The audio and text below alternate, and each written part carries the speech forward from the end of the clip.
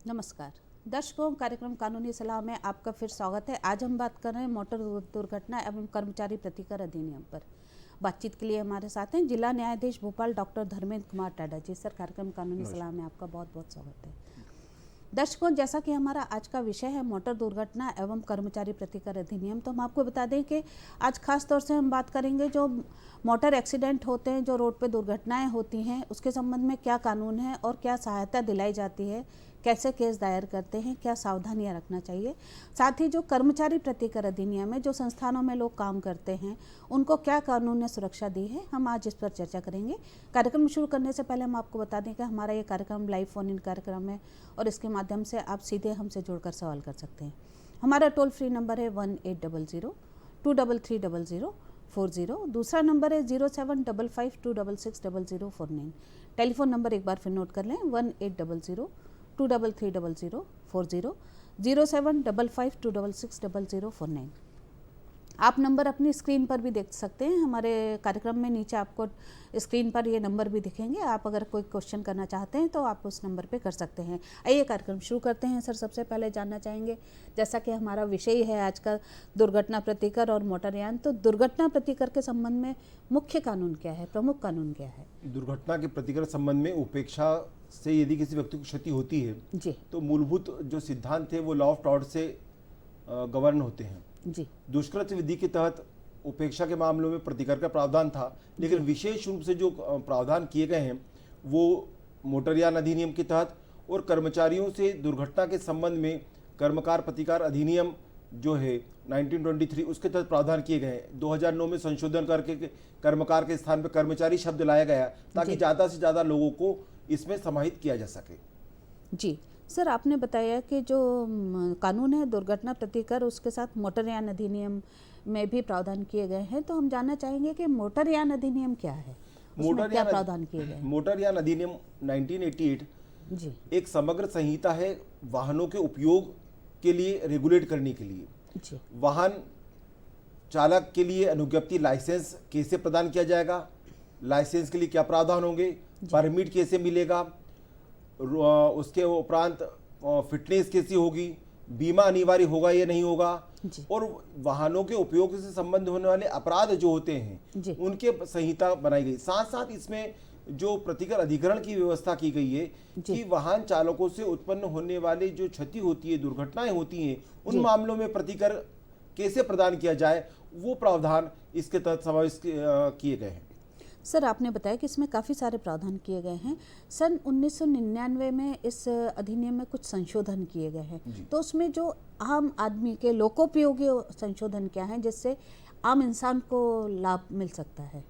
केंद्र सरकार द्वारा वर्ष 2019 में पब्लिक इंटरेस्ट में लोक उपयोग में अनेक संशोधन किए गए जी, जो कि अलग अलग चरणबद्ध तरीकों से लागू हुए। जी अंत बार जो है 1 अप्रैल 2022 से में भी संशोधन लागू हुए। तो जो 99 के संशोधन थे वो अब चरणबद्ध तरीके से लागू हो रहे हैं। इसमें हम देखें तो महत्वपूर्ण संशोधन की श्रेणी में हम देखते हैं कि जो पब्लिक इंटरेस्ट के हैं, जहां पर लोगों को प्रतिकर प्राप्त करने में सहायता होगी, उनमें देखें तो इसमें वाहन की जो श्रेणी है उसमें भी परिवर्तन किया गया। पहले जो रूपांतरित वाहन है उसकी को परिभाषित किया गया कन्वर्ट वाहन, कि जहां पर क्या हो जाता है कि मान लो कि कोई दिव्यांग व्यक्ति है, उसके लिए वाहन होता है, कोई 3 पहिया वाहन बना लिए जाते हैं, उनको भी इसमें कवर किया गया। अन्य वाहनों को भी इसमें शामिल किया गया है। साथ ही इसकी जो संपत्ति की परिभाषा है प्रॉपर्टी, उसको वृहद किया गया। इसमें यात्रियों के सामान और माल को भी शामिल किया गया। अब यहाँ पर जब यदि कोई क्षति होती है तो यात्रियों के सामान या माल के संबंध में कोई क्षति होती है तो वहाँ पर भी वो क्लेम लिया जा सकता है। साथ ही जो बीमा कंपनियों के थर्ड पार्टी बीमा के नाम से जानते तृतीय पक्ष में वो व्यक्ति आता है कि जो प्रथम पक्ष वाहन मालिक ये चालक, द्वितीय पक्ष बीमा कंपनी, थर्ड पार्टी वो व्यक्ति जिसके वाहन को तृतीय व्यक्ति को दुर्घटना होती है। वैसी दशाओं में क्या हो जाता था, वाहन के चालक और स्वामी जो कि वाहन के अंदर है उन्हें कंपनसेशन प्राप्त नहीं होता था। तो यहाँ पर जो चालक के सहकर्मी है और स्वयं वाहन मालिक को भी इसमें थर्ड पार्टी में शामिल किया गया, वो भी क्लेम 164 धारा के तहत नो फॉल्ट लायबिलिटी में प्राप्त कर सकते हैं। साथ ही महत्वपूर्ण बात इसमें कही गई AIR की, एक्सीडेंटल इंफॉर्मेशन रिपोर्ट। जी। जब हम प्रथम सूचना रिपोर्ट को हम सब जानते हैं, प्रथम सूचना रिपोर्ट थाने में दर्ज हो जाती है, तो थाना प्रभारी की संबंधित थाने के ऊपर यह ड्यूटी अधिरोपित की गई कि वो 3 माह की कालावधि के अंदर अंदर 90 दिवस 3 माह में उसकी रिपोर्ट AIR संबंधित न्यायालय को अधिकरण को प्रेषित करे, साथ ही संबंधित बीमा कंपनी को प्रेषित करे। तो अधिकरण में यदि कोई आहत जो है प्रतिकर के लिए नहीं जा पाता है, वो भी इस AIR के माध्यम से कंपेंसेशन प्राप्त करने का हकदार हो गया।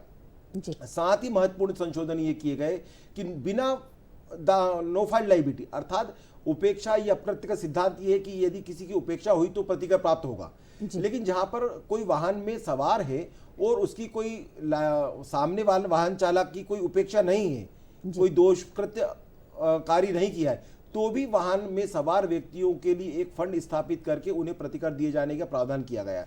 इसके तहत मृत्यु की दशा में 5 लाख रुपए प्रतिकर प्रदान करने का प्रावधान किया गया है। साथ ही घोरोपति के मामले में, घोरोपति वही जो भारतीय दंड संहिता धारा 320 में परिभाषित किया गया है कि स्थायी रूप से आंखों का रोशनी चली जाना, कानों की श्रवण शक्ति चली जाना, इस प्रकार के मामलों में 2.5 लाख रुपए तक की बिना फॉल्ट के भी, बिना उसके उपेक्षा के भी प्रतिकर देने का प्रावधान किया गया है। यहाँ पर बहुत अच्छे प्रावधान किए हैं लोकहित में। इसमें सर आपने बताया कि अभी जो संशोधन हुए हैं उसमें जो मोटर दुर्घटना से किसी व्यक्ति को तो दुर्घटना होती है, पर साथ में यदि किसी के संपत्ति को हानि होती है तो संपत्ति की हानि में क्या क्या होगा? जैसे यदि किसी एनिमल है कोई किसी का और वो उसका है, जैसे कोई गाय है, मोटरयान अधिनियम के तहत जो प्रावधान किए गए हैं वो लोक उपयोगी प्रावधान है, कल्याणकारी प्रावधान है। इनका उद्देश्य ये है कि मोटरयान के परिणाम स्वरूप यदि किसी भी व्यक्ति को किसी भी प्रकार की क्षति हो, यदि वाहन चल रहा है उससे कोई पत्थर उछल के किसी व्यक्ति को दुर्घटना हो जाती है, वो भी प्रतिकर प्राप्त कर सकता है। वाहन किसी की संपत्ति में, मकान में तो कोई तोड़फोड़ कर देता है, वाहन किसी अन्य प्रॉपर्टी में यदि कोई वाहन दूसरे वाहन की संपत्ति को नुकसान कारित कर देता है, या कोई पशु है, पशुधन है, उसको टक्कर मार के उसकी मृत्यु कारित कर देता है, क्षति कारित कर देता है,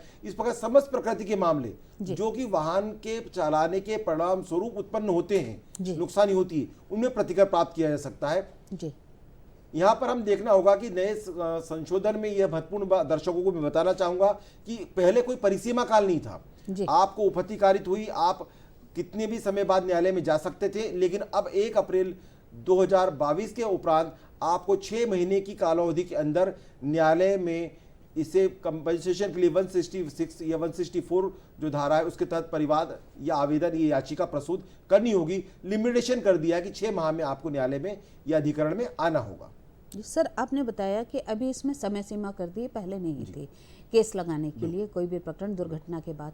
तो जो ये 6 महीने की समय सीमा यदि कोई व्यक्ति मान लो नहीं लगा पाता है, कोई कारण है उसके साथ, तो क्या वो न्याय से वंचित हो जाएगा सिर्फ इसलिए कि वो समय में नहीं लगा पाया, या उसके लिए कोई प्रावधान है अगर वो बाद में लगाता है तो भी? जैसे मैंने कहा कि ये कल्याणकारी विधान है जी, लोगों कल्याण के लिए बना है, तो हम देखते हैं कि भाई विलंब की क्षमा का प्रावधान धारा 5 परिसीमा अधिनियम 1963 में लिमिटेशन इंडियन लिमिटेशन एक्ट में किया गया है। तो वहां पे धारा 5 की एप्लीकेशन इसमें लगाई जा सकेगी और वहां पर न्यायालय यदि समुचित पर्याप्त आधार मानता है कि विलंब का पर्याप्त कारण था तो विलंब की माफी प्रदान कर सकेगा। जी सर, एक कॉलर लाइन पे दमोह से, हम उनका सवाल लेते हैं।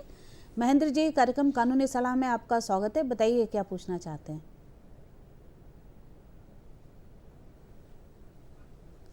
लगता है हमारा संपर्क नहीं हो पा रहा है। सर आपने बताया कि ये एक कल्याणकारी अधिनियम है और इसमें काफ़ी सारे प्रावधान किए गए हैं कि यदि अगर समय सीमा में नहीं भी लगा पाता है तो विलंब का कारण देके उसको दायर किया जा सकता है। सर वाहन दुर्घटना के मामलों में प्रतिकर प्राप्त करने सर हमारे कॉलर लाइन पे आ गए, हम उनका सवाल लेते हैं। महेंद्र जी, स्वागत है आपका, बताइए। नमस्कार को मेरा नमस्कार है। नमस्कार, सवाल बताएं अपना। हाँ नमस्कार। नमस्कार। मेरा प्रश्न ये है कि जैसे किन किन परिस्थितियों में व्यक्ति बीमा क्लेम ले सकता है बीमा कंपनी पर? क्या कुछ परिस्थितियां ऐसी बन जाती हैं कि उसमें 10 वाले की कोई गलती नहीं होती है? जी तो थोड़ा सा उस पर कानूनी जानकारी बता सकते हैं आप?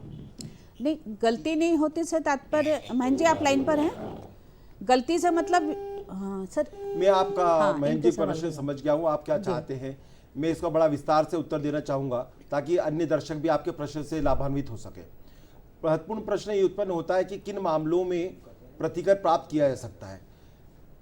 उन मामलों में हमने कहा कि संपत्ति क्षति होती है, वहाँ प्रतिकर प्राप्त हो सकता है।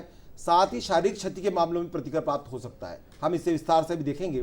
जी बीमा कंपनियों का दायित्व तो जहाँ तृतीय पक्ष बीमा की क्लेम में इंश्योरेंस आवश्यक है, यदि वाहन मालिक ने बीमा कराया है तो बीमा कंपनी का पूर्ण रूप से दायित्व होता है। लेकिन आपने महत्वपूर्ण बात कही कि यदि उसकी उपेक्षा साबित नहीं हुई, वाहन चालक की या बस चालक की, कि वो उपेक्षा गलती नहीं थी, वह साबित करने का दायित्व याचिकाकर्ता पे होता है। यदि गलती साबित नहीं हुई तो उस मामले में जो नए कानून आया कि नो फाइल्ड लाइबिलिटीज के मामले में, मृत्यु के मामले में 5 लाख रुपए और घोर उपत्ति के मामले में 2.5 लाख रुपए हम प्राप्त कर सकते हैं, नो फाइल्ड लाइबिलिटी बिना गलती के मामलों में भी। यदि हम पूर्ण प्रतिकर की ओर जाना चाहेंगे गलती साबित करके, तो वहां पर वाहन चालक दुष्कृति या उपेक्षापूर्ण कार्य कर रहा था, उपेक्षा से वाहन चला रहा था और उपेक्षा के परिणाम स्वरूप दुर्घटना कारित हुई, दुर्घटना में आपको संपत्ति या शारीरिक क्षति कारित हुई, कोई इंजरी हुई और उसके परिणाम स्वरूप प्रतिकर आपको मिलना चाहिए। ये 3-4 तथ्य साबित करने आवश्यक होते हैं। जी सर, वाहन दुर्घटना के मामलों में प्रतिकर प्राप्त करने के लिए क्या कार्रवाई करना होती है आवेदक को, किस तरह से वो प्राप्त कर सकते हैं? वाहन दुर्घटना के मामले में प्रतिकर प्राप्त करने के 3 तरीके हो सकते हैं। जी, जैसे कि मैंने AIR के बारे में बताया। जी, AIR जो है वो पुलिस थाना बीमा कंपनी को भी भेजता है। जी, तो बीमा कंपनी एक अधिकारी अपॉइंट करती है और वो अधिकारी 30 दिवस में वो क्लेम सेटल करेगा और 30 दिवस में भुगतान करेगा। जी, यदि वो बीमा कंपनी 30 दिवस में क्लेम सेटल कर देता है तो वहां पर फिर यदि याचिकाकर्ता को जाने की आवश्यकता नहीं होती। दूसरा है कि जो आहत है या उसके आहत के मृतक के विधिक प्रतिनिधि हैं, वो नो फाइल्ड लाइबिलिटी के मामले में 164 में एप्लीकेशन लगा सकते हैं और यथास्थिति मृत्यु देशम 5 लाख और घोर उपत्ति देशम 2.5 लाख प्राप्त कर सकते हैं। तीसरी स्थिति आती है कि AIR प्राधिकरण के पास जाता है और प्राधिकरण उसको दर्ज कर लेता है as a claim case. Claim उसके अतिरिक्त भी यदि आहत या उसके मृतक के विधिक प्रतिनिधि है, वो क्लेम याचिका जहां पर दुर्घटना कारित हुई उस न्यायालय में, जहां पर वे निवास कर रहे हैं या प्रत्यर्थीगण जो हैं वो निवास कर रहे हैं, कारोबार कर रहे हैं, उस न्यायालय में क्लेम याचिका प्रस्तुत कर सकते हैं और अपने प्रतिकार का दावा कर सकते हैं। सर, इस बीच एक कॉलर लाइन पे हैं जबलपुर से, उनका सवाल लेते हैं। अशोक जी, कार्यक्रम कानूनी सलाह में आपका स्वागत है, बताइए क्या पूछना चाहते हैं?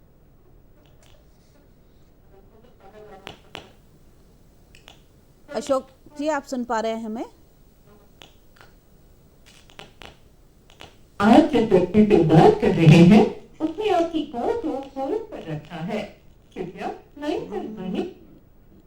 लगता है हमारा संपर्क नहीं हो पा रहा है अशोक जी से।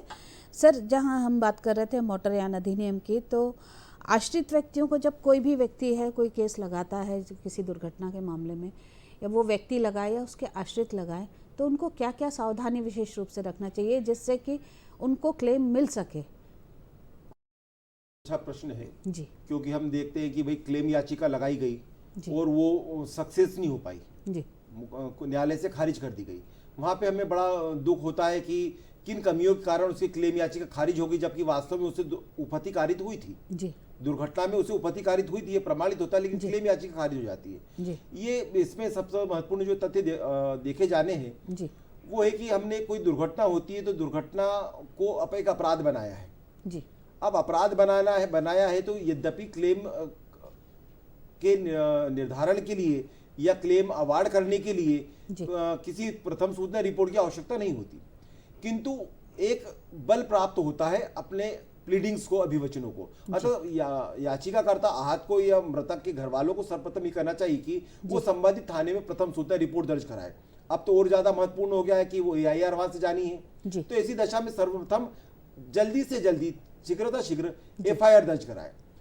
कई मामले ऐसे होते हैं कि आहत इंजर्ड होता है, एफआईआर दर्ज नहीं करा पाता या घर वाले नहीं करा पाते, पहले अस्पताल ले जाना पड़ता है। तो वैसी दशा में भी जो हॉस्पिटल लेके जा रहे हैं उनको वो वे व्यक्ति या आहत स्वयं यदि चेतन अवस्था में है तो वो वहां पर बताए कि वाहन दुर्घटना के परिणाम स्वरूप उसे उपहत्या कारित हुई है। यदि वो नहीं बताता है तो उसकी प्री एमएलसी होती है, ये तथ्य नोट नहीं होते और इसे बचाव के रूप में लेता है। तीसरा महत्वपूर्ण प्रश्न उत्पन्न होता है कि जब हम प्रथम सुधा रिपोर्ट दर्ज कराते हैं तो वहां पर वाहन नंबर यदि हमें याद है तो वाहन नंबर बताएं जी। वाहन का आकार प्रकार नंबर नहीं मालूम है तो उसका मॉडल नाम बताएं। तो ये तथ्य ऐसे होते हैं कि जो बचाव पक्ष अपने हित में उपयोग करता है। कई बार विलंब कारित हो जाता है कि भाई हम हॉस्पिटल चले गए या न्यायालय आने में देर हो गई, प्रथम सुधा रिपोर्ट में देर हो गई, तो जब एफआईआर दर्ज कराते तो उन विलंब को कारणों को भी स्पष्ट करें हम उसमें। साथ में एक बात और कहना चाहूंगा कि आहत जब होता है तो इलाज कराने जाता है वो इतनी शीघ्रता में होता है कि वो प्रॉपर मेडिसिन के या चिकित्सीय जो खर्चे होते हैं न्यायालय हॉस्पिटल में वो उनके बिल नहीं संभालता, या बिल लेता है तो कच्चे या अनसर्टिफाइड बिल लेता है और न्यायालय में उन्हें उसका भुगतान नहीं होता।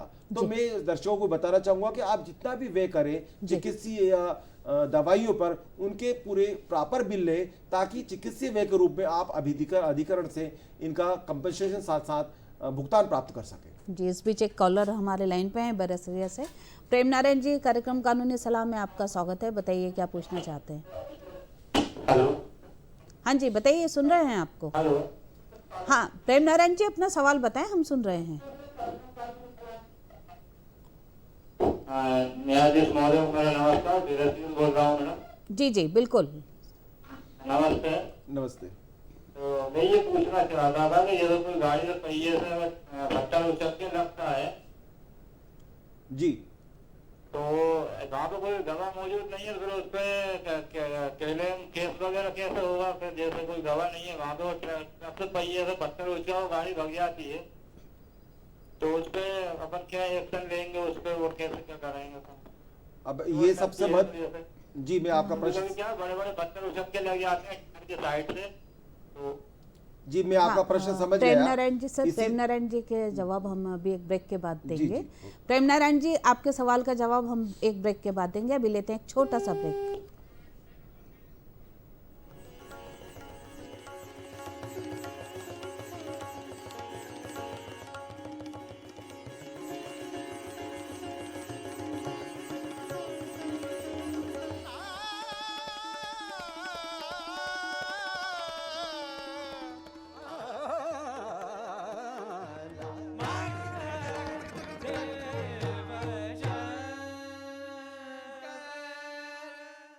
अमरनाथ यात्रा पर जाने वाले श्रद्धालुओं के लिए कुछ खास जानकारी। उन स्थानों पर ना रुकें जो चेतावनी नोटिस द्वारा चिन्हित हैं। चप्पल का उपयोग ना करें क्योंकि पवित्र गुफा के मार्ग पर खड़ी चढ़ाई है। केवल फीते वाले ट्रैकिंग शूज ही पहनें। रास्ते में शॉर्टकट का प्रयास ना करें क्योंकि ऐसा करना खतरनाक हो सकता है। अपनी पूरी यात्रा के दौरान ऐसा कुछ भी ना करें जिससे यात्रा क्षेत्र में प्रदूषण हो या पर्यावरण को नुकसान पहुंचे। केंद्र शासित प्रदेश जम्मू कश्मीर में प्लास्टिक के उपयोग पर सख्त प्रतिबंध है और ये कानून के तहत दंडनीय है। वेस्ट मटेरियल को नजदीक के कूड़ेदान में ही फेंकें। सभी प्रकार के जैविक कचरे को हरे रंग के कूड़ेदान में ही डालना चाहिए। जय जय बाबा बर्फानी, सुन ले राही गूंज रहा है, लहरों में ये गीत, अपनी राहें आप बनाना। Everybody below the deck, upload नीचे। दर्शकों, ब्रेक के बाद हम फिर हाजिर हैं। हम आपको बता दें कि आज हम बात कर रहे हैं मोटर दुर्घटना एवं कर्मचारी प्रतिकर अधिनियम पर।